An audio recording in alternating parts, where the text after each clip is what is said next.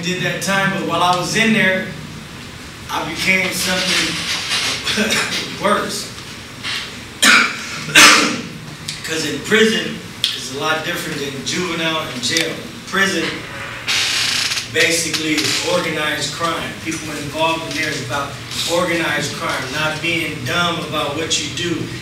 You know, kind of like, you know, the flip-sided coin, because anything that's negative is going to be bad. And see, me, being that I thought everything that I was doing was okay, I was criminally insane.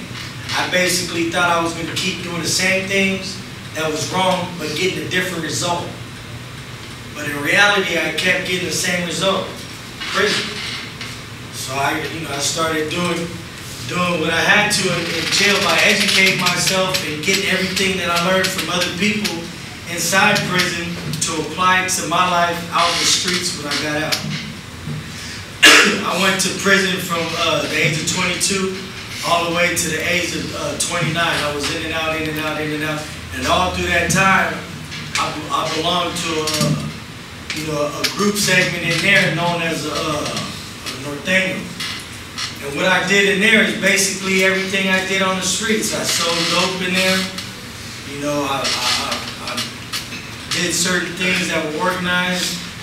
You know, beat people up, got sent to the hole, did the whole time. The majority of my time in prison was in a cell by myself or with somebody else.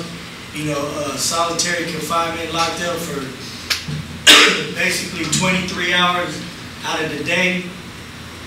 And like I said, at the age of 29, I got an indeterminate shoot, meaning that I was never to be let out to general population because I was known as a affiliated gang member. So what they did is they sent me to the hole and went through a committee and basically stamped me, validated me as a Northern Structure, Nuestra Familia, or the NR, Nuestra Raza, and that's basically like the mafia inside prison and outside in society. But really I wasn't.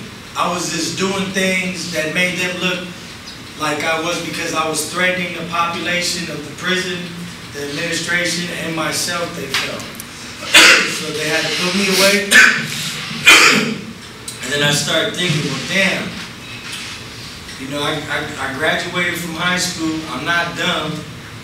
You know, I have good social skills where I can speak and communicate to other people. And then I started thinking, well, all this negative that was supposed to be positive because I wanted to help my people. I always felt that I had to be somebody to help my people.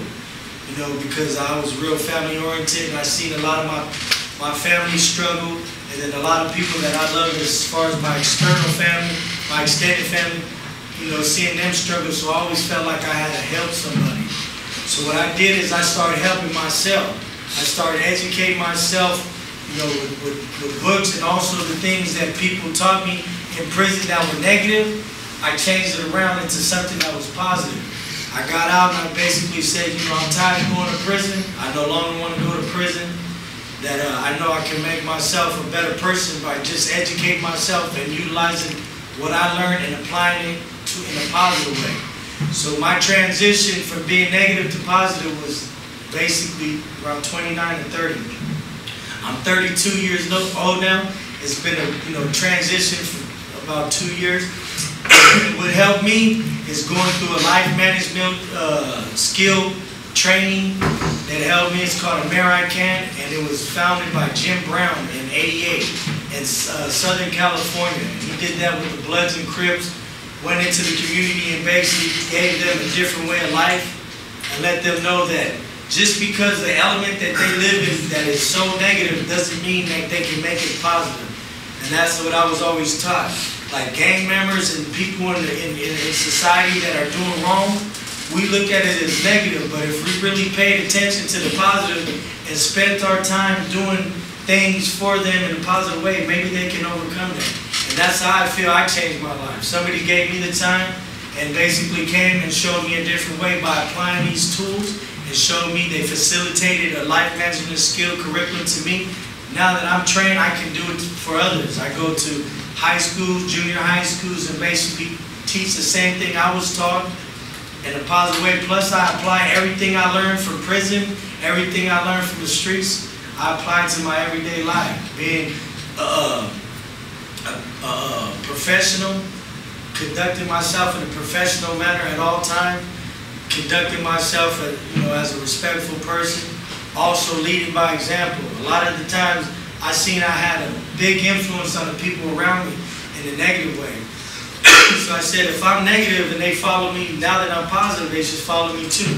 So everything I do, I don't tell people what to do. I do it myself, show them how I apply what I learned to my everyday life. That way they can follow, because sometimes what I do speaks louder than what I say. Damn, man, that's real. So I learned, basically actions speak louder than words. And also being successful is 10% inspiration, 90% perspiration. So me being successful is the thought, 10%, and then putting it into action is that 90. So that's what I learned. Lead by example. Apply the tools that I learned from everywhere, whether it was negative and I turned it into positive, because I reconditioned my mind. I basically went back to my early misconceptions, meaning things that I really identified with now, knowing that that was wrong, and that's why I was doing wrong in my teenage years. Basically, like when I was young, my mom used to always say, well, I don't give a fuck, I don't give a fuck, excuse my language. And that was really something that was conditioned in my mind. So later on as a teenager, I basically was saying that to other people. I don't give a F, I don't give a F. Police, I don't give a F. COs, the correction officers, I don't give a F. You get locked up for 30 days, I don't give a F. So I was conditioned, but I was able to identify that by going back into my childhood and seeing my external and historical influences. And I did an introspection. Okay, if this is what the negative things was, now I got to replace it with positive. So my negative habits and routines, I had to identify with and replace it with a positive one. And then learn how that pattern went. Of being successful by replacing them with positive, and then I stayed on that path of being successful. And not only that, I learned that success is not a journey. Not a destination. It's a journey. It's a non-stop going thing.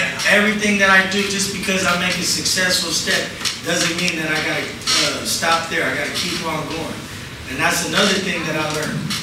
I used to always think I did something good. Oh, that's all. That's all I need to do. That was good. That's good enough.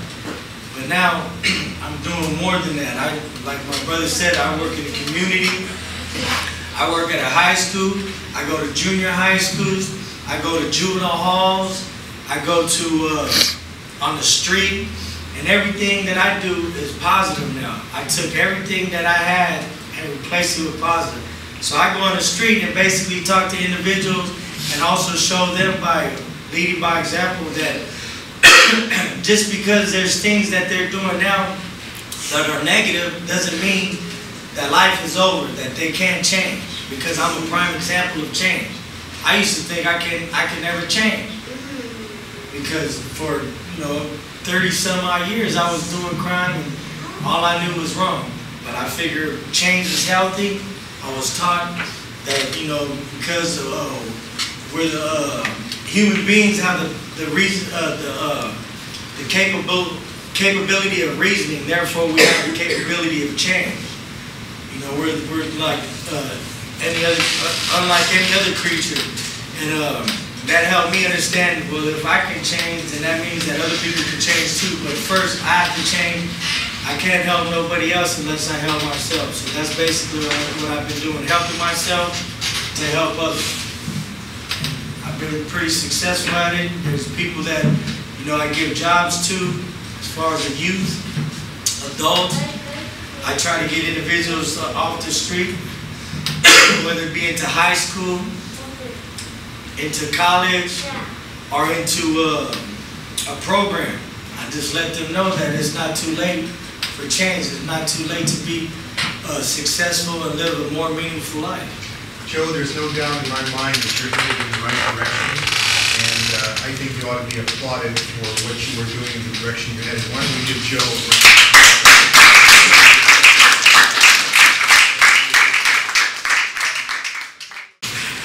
My name is Professor Steve Aurelio here at Skyline College Criminology Program, and you're watching Trill TV Round 2.